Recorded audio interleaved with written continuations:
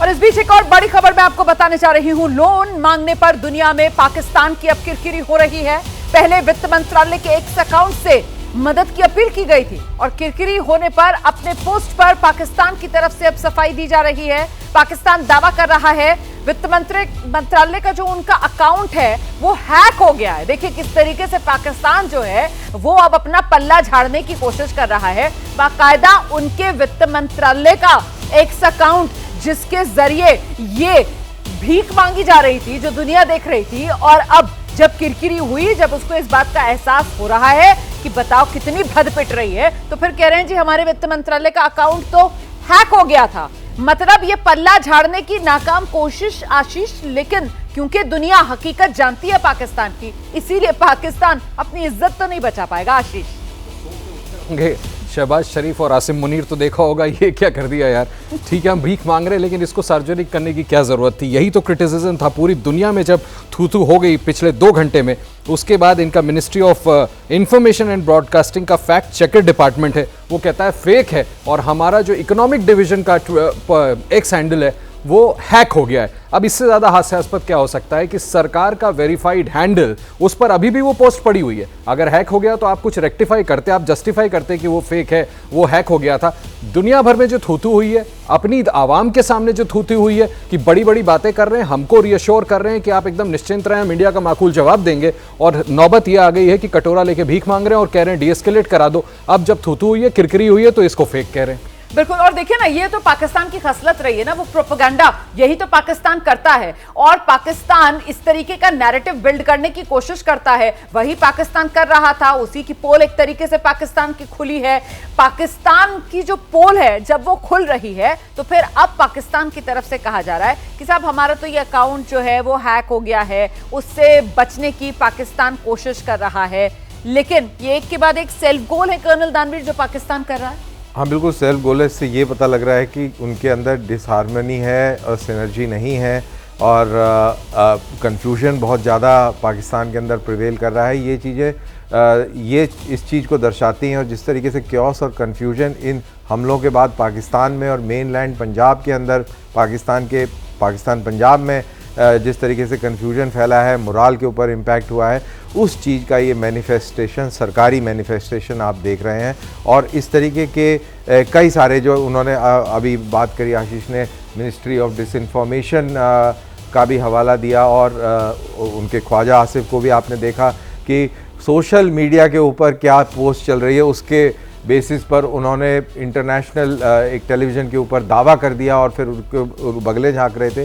तो ये सारी जो चीज़ें हैं ये दर्शाती हैं कि उस मुल्क के अंदर सिनर्जी नहीं है, कन्फ्यूजन है और मोराल बहुत डाउन है। बिल्कुल मोरल डाउन है और बिल्कुल कोई सिनर्जी नहीं है, कोई तालमेल वहां पर नजर नहीं आ रहा है। सेना जो है वो अपनी चला रही है, सरकार को कुछ समझ में नहीं आ रहा है। और बहुत से लोग तो ये भी कह रहे हैं कि बहुत मुमकिन है कल बीती रात जिस तरीके से हिमाकत पाकिस्तान की तरफ से करने की कोशिश की गई, वो ड्रोन उड़ाकर जो हर पाकिस्तान के वार को भारत ने पलटवार कर पूरी तरीके से खाली वापस भेजा है, उसकी सुध-बुध भी पाकिस्तान की सरकार को वहां की सेना ने ना लगने दी हो। क्योंकि पाकिस्तान की सरकार तो कटोरा लेकर आईएमएफ के सामने उसको आज जाना है। और ऐसे में अगर पाकिस्तान की सरकार इस बैगेज के साथ जाएगी कि साहब ये किस तरीके से तुम आतंकवाद फैला रहे हो और कैसे तुम हिंदुस्तान के अंदर जो रिहायशी ठिकाने हैं और जो सैन्य ठिकाने हैं उन पर पलटवार करने की जुगत कर रहे हो, जबकि भारत ने क्या किया, भारत ने ताल ठोक कर ये साफ तौर पर दुनिया को संदेश दिया कि हमने सिर्फ और सिर्फ जो आतंक के अड्डे थे पाकिस्तान में उनको नेस्तो नाबूद किया।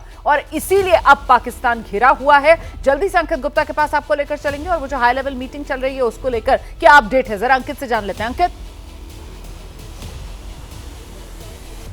रोमाना, फिलहाल अभी ये हाई लेवल मीटिंग चल रही है और एक बात और जानकारी निकल के सामने आ रही है। हालांकि अभी बैठक चल रही है लेकिन जानकारी निकल के सामने आ रही है बैठक खत्म होने के बाद में मुमकिन है या तो राष्ट्रीय सुरक्षा सलाहकार या खुद रक्षा मंत्री राजनाथ सिंह प्रधानमंत्री आवास पहुंचे और प्रधानमंत्री को आकर के ब्रीफ करें। हालांकि रात भर जब तक ये ऑपरेशन चलता रहा है प्रधानमंत्री को लगातार एक एक जानकारी दी जाती रही है, फिर चाहे वो देश की आंतरिक सुरक्षा को लेकर के हो या फिर देश की बाहरी सुरक्षा को लेकर के, तो वो तमाम जानकारियां प्रधानमंत्री तक पहुंचती रही हैं कि हमारी सेनाओं ने किस तरह से पाकिस्तान को जवाब दिया है। लेकिन अब क्योंकि आधिकारिक तौर पर ये पूरी बैठक चल रही है और काफी देर से चल रही है, रक्षा मंत्री खुद उसमें मौजूद है, तो इसी वजह से इस तरीके की जानकारी निकल के सामने आ रही है। हालांकि जानकारी कंफर्म तभी होगा जब यहाँ पर कोई मूवमेंट होगा जहाँ पर इस वक्त मैं मौजूद हूँ, यानी कि प्रधानमंत्री आवास पर।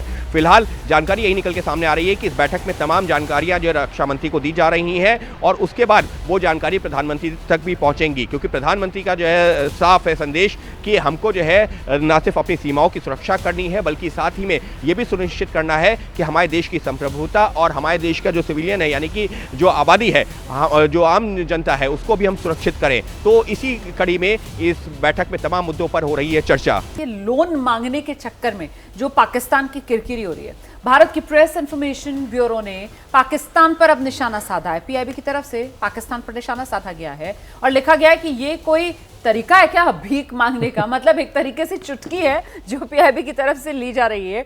अब पाकिस्तान ने जो किया है उसको लेकर अब किरकिरी तो सहनी पड़ेगी। जब आपने किया है तो भुगतना तो पड़ेगा आपको, भले ही आप ये कह दो कि साहब नहीं हमारा तो हैंडल जो है वो हैक हो गया था, लेकिन अब भारत की प्रेस इंफॉर्मेशन ब्यूरो ने पाकिस्तान पर ये निशाना साधा है। लिखा है ये कोई तरीका है भीख मांगने का, ये मैं दिखा भी रही हूं आपको जो पीआईबी की तरफ से कहा गया है। देखिए ये हालत पाकिस्तान की हो गई है, मतलब पाकिस्तान की ये गत इस वक्त हिंदुस्तान बना रहा है। कर्नल दानवी, ये गत बन रही है इनकी, करनी है, खुद ही गड्ढा खोदा है और अब वो उसका मजा ले रहे हैं। ये तो पूरी तरह उनकी करनी है, तो अब इसमें क्या ही बोला जाए, मतलब ये तो पूरी दुनिया में मजाक उड़ रहा है और सिचुएशन ऐसी बनी हुई है। मतलब ये मजाक जो है वो पाकिस्तान ने खुद अपना बनवाया है। आशीष जी हाँ, बिल्कुल, उनकी मिनिस्ट्री ऑफ इंफॉर्मेशन। भारत कुछ नहीं कर रहा, हम सिर्फ चुटकी ले रहे हैं। नहीं, आपने तो खुद ही अपने पैर पे कुल्हाड़ी मार ली। मैं तो कह ही रहा था कि सुबह उठे होंगे उनके हुक्मरान तो देख रहे होंगे हमारे डिपार्टमेंट ने क्या कर दिया है, और खुद फिर उसके बाद समझा रहे होंगे भाई इस पे किसी तरह से पर्दा डालो, कह दो फैक्ट चेक करके कि ये फेक है। लेकिन ये बड़ा अच्छा है, ये तो भारत सरकार की सराहना करनी चाहिए कि उन्होंने ऐसी चुटकी ले ली है कि पाकिस्तान को और भी ज्यादा एम्बेरसमेंट होगी कि आखिर उन्होंने सुबह सुबह ये हरकत क्या की। लेकिन उससे ज्यादा बट क्या एम्बेरसमेंट होगी, सवाल ये है कि क्या एम्बेरसमेंट होगी। मतलब पाकिस्तान तो चलिए सर वो कहते हैं ना चिकना खड़ा, उसे फर्क पड़े ना पड़े पर दुनिया तो देख रही है ना, और ये हमारे यहाँ की कॉमेडी फिल्म है, मतलब वो कॉमेडी फिल्म वाला वो तस्वीर लगाकर और तब वो लिखा गया। मतलब टिपिकली जो चुटकी लेने वाली बात होती है ना, वो यहाँ पर आशीष देखने के लिए मिल रही है। जी हाँ बिल्कुल, और ये जहाँ तक फिल्म का नाम मुझे ध्यान नहीं आ रहा है, आप दिखा रहे हैं गोलमाल है, if I am not wrong, गोलमाल ही है। हाँ तो गोलमाल, ये बड़ा अच्छा पिक इन्होंने निकाला ना, ये भी तो गोलमाल ही कर रहे हैं तो ये बड़ा अच्छा मजाक उड़ाया है इनका। और देखिए मुझे लगता है कि मजाक से ज्यादा ये उनका डीप रूटेड क्राइसिस दिखाता है कि अब वो ऐसे मुहाने पे पिछले 3 दिन में आके खड़े हो गए हैं कि अब एक कदम और आगे वो भारत के साथ इस तरह के टकराव में नहीं चल सकते।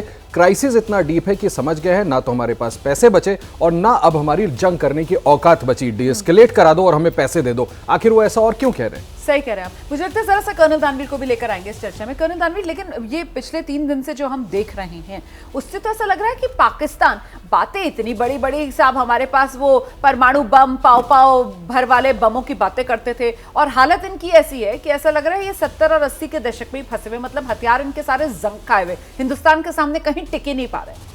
हाँ, ये पाकिस्तान को भी एक बहुत बड़ा सदमा लगा होगा कि इतना टेक्नोलॉजिकल गैप दोनों मुल्कों में कैसे आ गया है। और ये जो लार्जर जो सेंस जाता है पाकिस्तानी आर्मी को इन पिछले 2 दिनों से, वो ये सेंस जाता है कि at tactical level, at operational level आप इंडिया के एयर डिफेंस को भेद नहीं पाए हैं। और भारत के अंदर anti ballistic missile defence system भी है, यानी कि अगर ये थ्रेट को अपग्रेड करते हैं, एग्रेशन को अपग्रेड करते हैं, या जो अभी बात कर रहे थे एस्केलेटरी लैडर के और आगे एस्केलेट करते हैं और लंबी दूरी की बैलिस्टिक मिसाइल्स का इस्तेमाल करते हैं, तो वो भी इसी तरीके से निस्ते नाबूद हो जाएगी। तो जो भी अभी तक उनको सेंस ऑफ प्रोटेक्शन थी उसकी भी पोल खुल जाएगी। तो ये एक बहुत बड़ा घबराहट होगी पाकिस्तानी इस्टेब्लिशमेंट के अंदर कि जिस चीज़ के ऊपर हम बेस कर रहे थे अपना पूरा किला, वो पूरा किला ढह रहा है। और वो मतलब उनको वो जो कहते हैं ना कि पाकिस्तान जो है वो 3 A के भरोसे, एक अमेरिका, दूसरा आर्मी और तीसरा अल्लाह। अल्लाह हमारे साथ है। हाँ, अमेरिका ने तो पहले ही हाथ खींच लिया, अमेरिका भी हमारे साथ है, अल्लाह भी हमारे साथ और जो आर्मी है अब उसकी पोल खुल रही है कि वो कितनी नाकाम है, कितनी बेबस है, कितनी कमजोर है। और ऐसे में वो कल हम दिखा रहे थे कैसे वहां के जो सांसद हैं वो अपने सदन में खड़े होकर अल्लाह से ही दुआ मांग रहे थे कि हमको बचा लो, क्योंकि अब उनको समझ में आ रहा है कि आर्मी तो इस लायक रही नहीं है, ये तो सिर्फ बातों के ही शेर थे।